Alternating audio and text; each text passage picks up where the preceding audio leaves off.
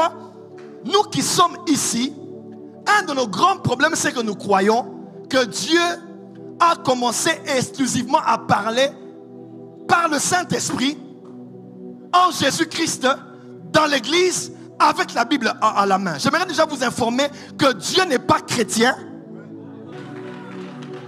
Dieu n'est pas chrétien. Au ciel, il n'a pas de Bible. Et Jésus n'est pas le fondateur de la religion chrétienne. J'aimerais vous choquer.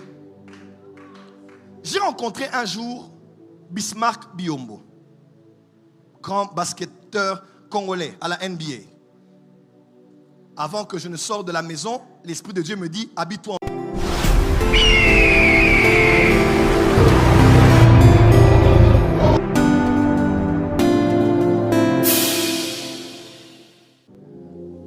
Où sommes-nous actuellement? Nous sommes ici. C'est ici que nous sommes. Mes fils et mes filles, c'est ici que nous sommes. Nous sommes 2000 ans après la naissance de l'Église. L'Église est née 2000 ans après. Nous sommes là en RDC, dans la francophonie. Et ici, nous avons un livre qu'on appelle la Bible. Bible qu'on a eue, ça fait quelques années passées. Ça fait quelques siècles passés. 66 livres canonisés. Non pas par les pasteurs évangéliques. Non pas par des pasteurs protestants. Non pas par des pasteurs charismatiques. Hein? Non pas par des pentecôtistes. Mais au préalable, ce sont des catholiques qui ont travaillé avec les scrolls, qu'on appelle les scrolls, les parchemins, qu'on a retrouvés ça et là. On a mis les livres des juifs ensemble avec les livres des chrétiens. Et on a composé ce qu'on appelle la Bible, Biblia, Biblios, la Bible. Amen. Et c'est ce livre qui nous permet de comprendre clairement la pensée de Dieu. Et nous croyons que la parole de Dieu, que ce livre est la parole de Dieu. Elle contient la parole de Dieu. Elle est la parole de Dieu inspirée pour nous, qui nous a été donnée exclusivement concernant la base phénoménale, le standard, l'unité de mesure, le baromètre sur lequel on doit juger et peser tout sur Dieu et sur comment Dieu marche avec les hommes. Nous avons la Bible ici. Mais j'aimerais vous dire, quand ils étaient ici, où étaient leurs livres?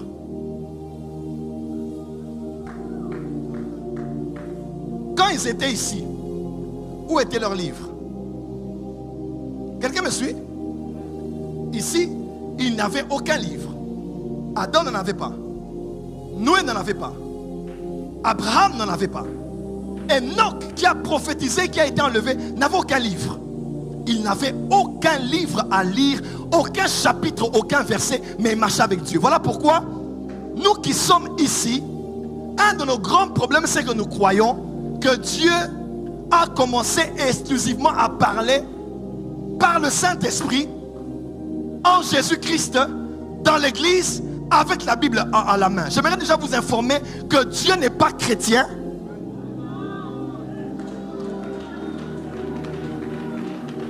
Dieu n'est pas chrétien. Au ciel, il n'a pas de Bible. Et Jésus n'est pas le fondateur de la religion chrétienne. Le problème avec nous qui sommes ici, nous croyons que tout ce qu'on doit savoir de Dieu, c'est tout ce qu'il y a ici. Et pourtant, Dieu a commencé ici. Il n'avait personne autour de lui. Il était lui et lui seul. Elohim, Adonai, El Olam, le Dieu de toute éternité. Et il est entré dans la dispensation d'être créateur. Et ici, il parlait, il conduisait. Des hommes ont été tellement purs comme les Enoch qui ont connu l'enlèvement avant que l'enlèvement de l'église n'existe.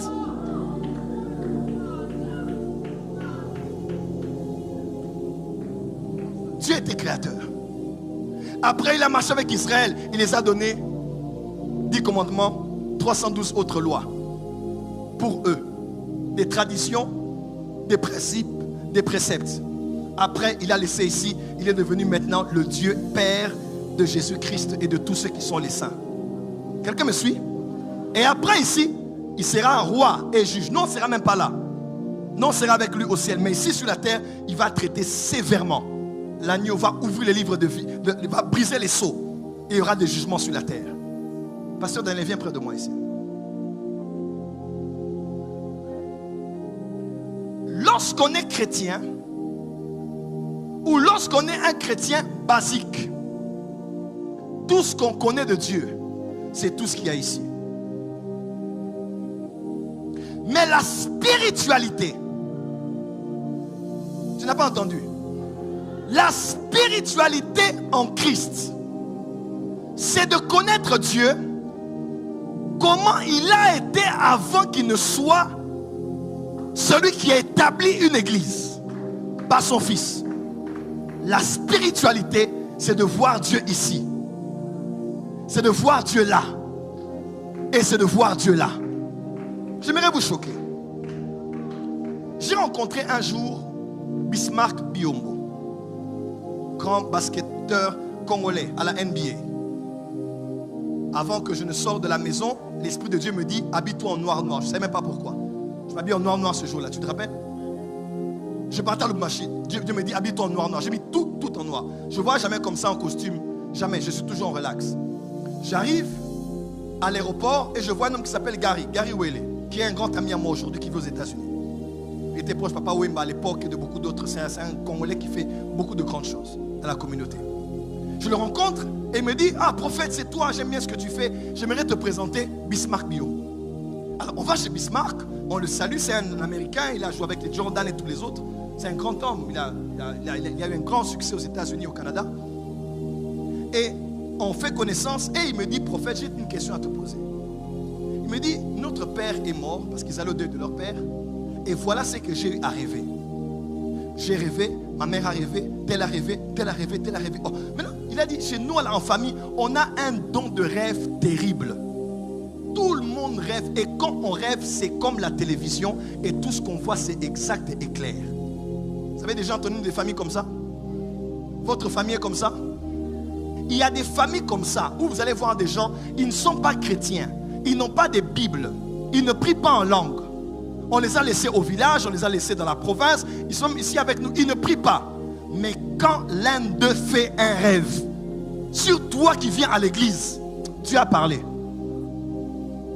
Deuxièmement, il y a une sœur ici à l'église, comme plusieurs que je connais. Et précisément elle. Cette sœur prie ici à l'église, cette sœur a un salon de massage. Elle me racontait une fois, elle m'a dit, un chef coutumier a été cogné. On l'a jeté un sort.